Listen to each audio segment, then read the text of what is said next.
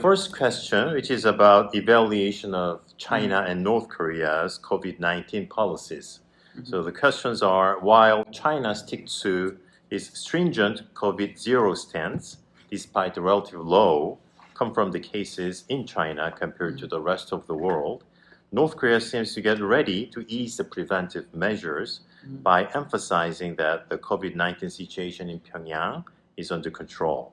So how do you evaluate the performance of Beijing and Pyongyang in fighting against the pandemic? And do you think North Korea will seek the help of China or outside world to end this public health crisis?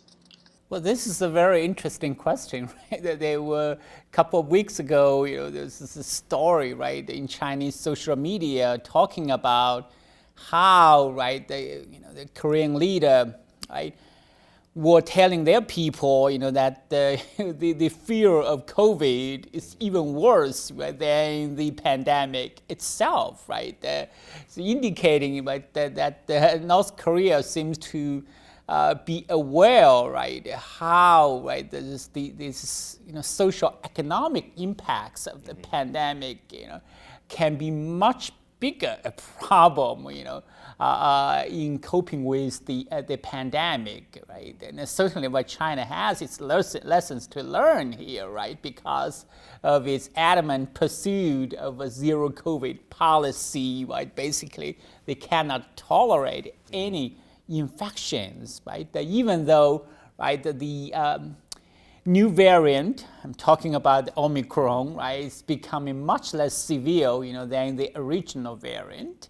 But this mass vaccination, right, has essentially made it, less deadly disease, And in the meantime, the cost, right, of pursuing such an approach, right, it's much higher, right? We are seeing, right, the free fall of China's economy. We are seeing, right, this heightened social discontent in China because of this lockdown measures, right? So in that sense, I feel like North Korea seems to be doing a better job, than China, right, in dealing with this crisis. But in the meantime, there's indeed a lot in common between the two, right? Both, right, are still pursuing. I believe there's maybe arguably the two only countries that are still pursuing a zero COVID approach, right? And initially, they both seems to be quite successful, right, in enforcing that strategy, right? China used that to tout, right, the superiority of its political system. Korea for 2 years, by claim, they had zero case in the country, right? But now we're seeing, right, that China's zero COVID is failing rapidly, both epidemiologically in terms of spreading the local transmission, and economically, right, in terms of meeting, right, its economic targets this year. And in North Korea, of course, even though they're claiming, right, situation is under control, but we know, right, that there's just so many unknowns there, right, that there's this possibility, right, of a runaway outbreak, but it's still very likely, right? Not to mention now they're facing new public health problems, like recently this mysterious intestinal, right, diseases being reported in the country. Right? Okay, so do you think North Korea is passing the worst phase when you see the trend in North Korea calculating their population? Well, if you just look at the officially reported, right, data, right, the cases now have reached, right, more than, I believe, 5 million. That for a country with 25 million population, right, that's 20% of the population being infected, right? And I assume, given that, a lot of the cases are very likely went unreported, right? So the percentage of people who are infected might be even higher. you could say, well, this is they're quickly approaching, right, the herd immunity because so many people are being infected, but we know, right, Omicron, the BA2, right, the subvariant, that really, right, that you cannot expect, right, to achieve the natural immunity, by being infected, because people, you can repeated infection, right, is a problem.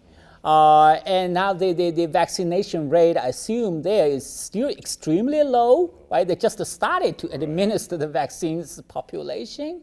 And that immunity level might be even further compromised because of the malnutrition problem in the country, right? So, I don't think they're out of the woods now. Right? I see. Thank you very much. The second question is about the implications of health issues on the future power trajectory of East Asia. So you've conducted valuable researches about U.S.-China cooperation in these times of pandemic. So how do you expect the impact of this pandemic on the geopolitical landscape of East Asia? Will this have a long-term positive effects on the U.S.-China cooperation, and it will have some positive effects on the common global problems such as climate degradation and nuclear proliferation and others? And will the competition regarding the effectiveness of different regimes, so-called democracy versus authoritarianism, accelerate in dealing with competing crises? So how does public health crisis strengthen or weaken the strategic cooperation between many countries in East Asia? Yeah, this a lot of questions here. I'm not sure I can answer, all of them to your satisfaction. But again, both countries, the North Korea and China, they have pursued the zero COVID strategy. Right? They used that to actually highlight the superiority of their political system. Right? This is in a way, this is the first time we're seeing ideology, right, that entered, right, the global pandemic response. When you frame, right, the global pandemic response as a competition between, right, liberal democracy and non-democracy or authoritarian systems, that further complicated, right, the global response to the pandemic. For example, when North Korea, right, is deciding whether to accept, right, the aid from South Korea, right, I think ideology, right, a political concern might be an important consideration there, right? So, that might explain why North Korea, right, turned to China, right, for help, right, in terms of expertise, but they are very likely the Chinese experts there are advising North Korea on how to deal with the crisis, because Kim himself, right, praised the Chinese model, and in the meantime they also, right, that sort of changed his position since January this year, start to import medical supplies from China, from ventilators to vaccines, right? So, that likely is going to strengthen the ties, between the two countries, right? Well, in terms of the U.S.-China relationship, right? Speaking of the cooperation of a climate, right? This interesting is the few areas, but that both the United States and China have incentives, right, to cooperate with each other, right? Interestingly, even though they have a long history, I mean, decades of history in terms of cooperation over public health. But this time, right, since the beginning of the outbreak, there were no serious, conversation, about cooperating with each other, right? Mainly for political reasons. In part, yeah, exactly, right? Mainly because the politicization of the pandemic over issues like origins of the pandemic, right? Whose political systems works better, right,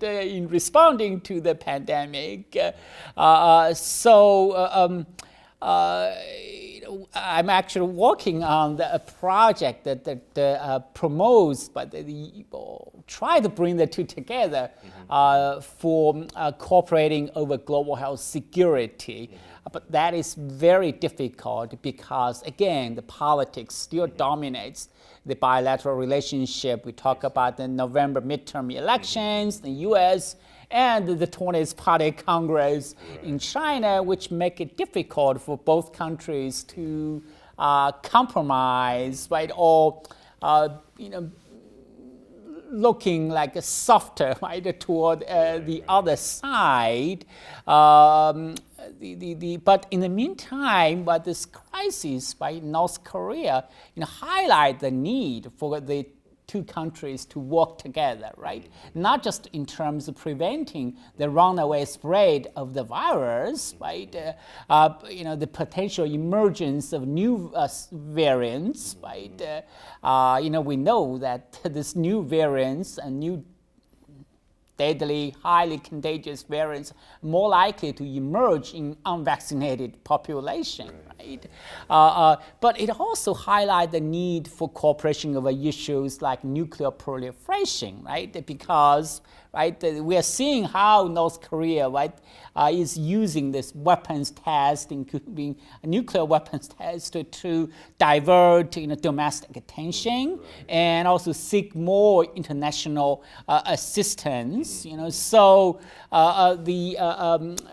the need for the two countries and also other stakeholders, right, to work together, to deal with this crisis, remains very strong. Although, again, the political hurdles remains very high at this moment. Putting politics aside, are there some areas in which United States can assist North Korea if North Korea doesn't talk much about nuclear weapons and politics? Oh, absolutely, right. The United States can supply North Korea with more effective vaccines and therapeutic means, like Paxlovid, right?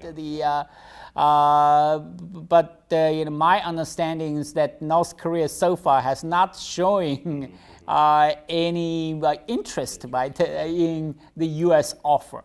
Right? Thank you very much. The last area of questions is about South Korea's North Korea policy. So how do you evaluate the performance of South Korean government's efforts to fight against the pandemic from a very objective perspective? And what do you want to suggest to the new Yoon government about the possibility of enhancing inter-Korean cooperation based on public health challenges in both Koreas? And how can South Korea and China cooperate and pursue common policies to promote peace and stability on the peninsula based on this dealing with the public health crisis? Well, in terms of South Korea's response to the pandemic, I would give it an A. Oh, really? Since the beginning of the outbreak, right, they have managed to balance the pandemic control and the social economic stability. Right? They have also rely on high-tech means, right, like apps to track people's movements, tracing, but they have not. This has not compromised democratic standards, which I found is quite accomplishment, right? And the government has also been very adaptive, right, in responding, to the new situations, right? They have, I think, not long ago. Well, I think this, since 2020, my understanding is that they have, shifted strategy, from preventing infections by a containment-based approach toward a more mitigation-based approach that focuses on treating severe cases and reducing death. Right. I think this is the right strategy, especially since the Omicron wave arrived in South Korea, I believe in March, so we are seeing actually the rapid increase of the cases, right? But the health system remain robust enough, to withstand the pressures, the challenges, and the death rate remains very low, right? I did the calculation; it's about 0.13%. Right? That is very close to the mortality rate of severe influenza, right? And it's much lower than the U.S. level, which is like 1.2% almost. So I think that is quite a successful strategy, right? There's a lot I think of other